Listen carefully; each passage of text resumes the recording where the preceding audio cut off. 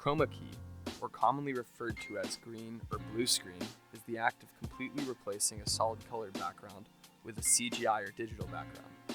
When placing a chroma-colored screen, often green or blue, behind an actor, the resulting transparency allows for a creative use of a second video, still image, or graphic to be layered into the image behind or in front of the actor. This technique is commonly used to produce weather forecasts, showing a map in the background. Thank you, Ron, and happy St. Patrick's Day to all of our Native American friends. On the big map,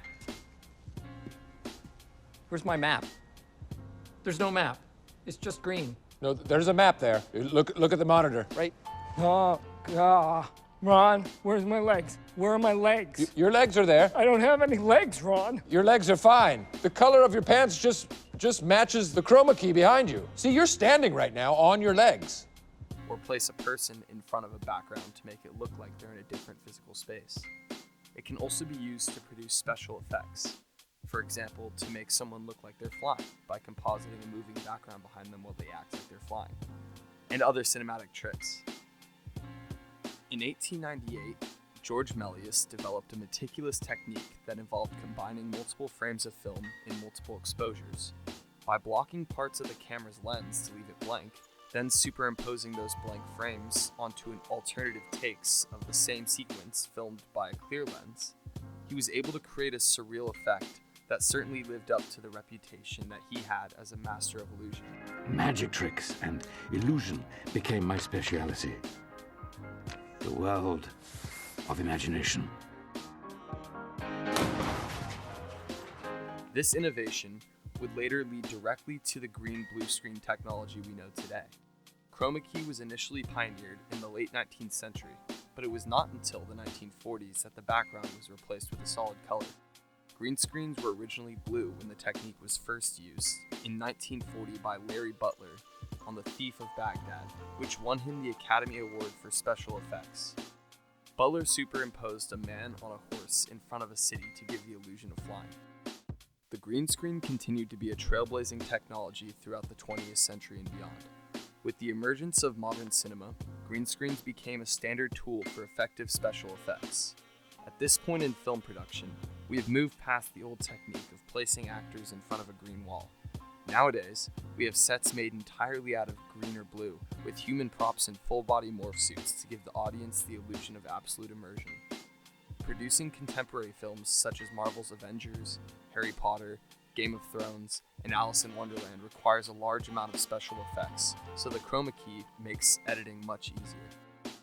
Despite the immense benefits to special effects, the use of green screens can actually detract from an actor's performance. When portraying a character in a fictional world, the actor is faced with many challenges.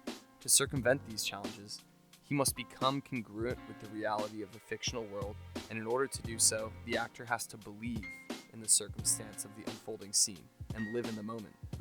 While in post-production, the green screen has the capacity to create different worlds. Its use in practice deprives actors of necessary stimuli and external circumstances to truly ground themselves in their role. I hit her. No. Do you want to change the line? Script is script. Script says same. You're doing great, man. With a simple green backdrop, the actor is challenged to imagine, experience, and act in line with the circumstances of the fictional world being created. For example, the 2005 remake of the classic 1920 German expressionist film The Cabinet of Dr. Caligari employed backdrops digitally lifted from the original and combined with contemporary actors filmed entirely against green screens.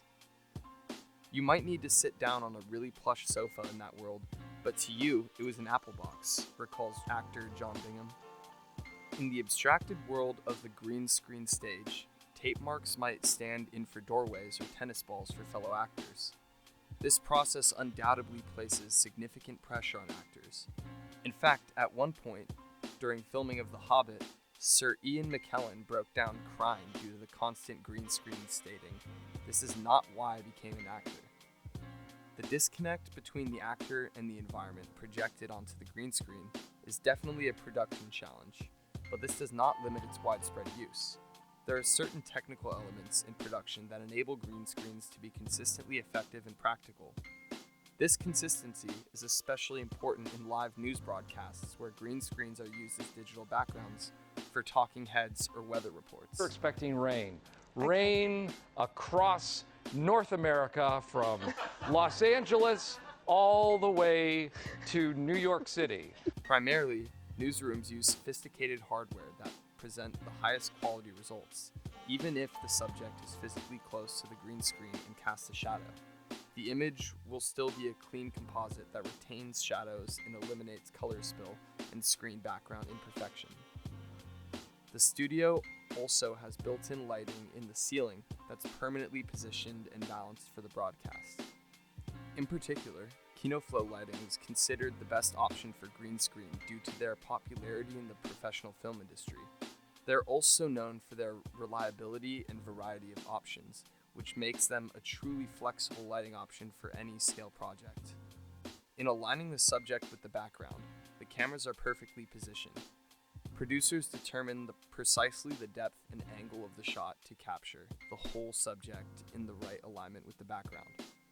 For larger scale projects or to see the actor from head to toe, coved green screens, which extend down the wall and under the subject's feet, give the best results.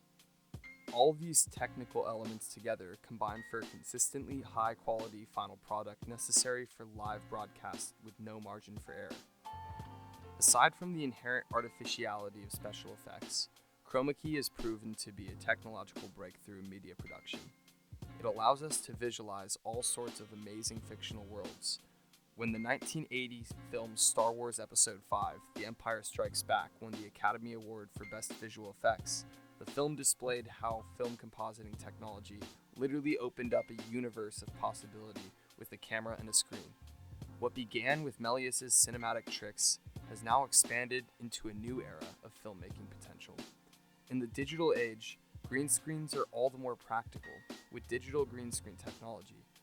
Once exclusively a tool for weathercasters and cinematographers, today digital green screens are used every day by people video conferencing with Zoom or using filters on Snapchat.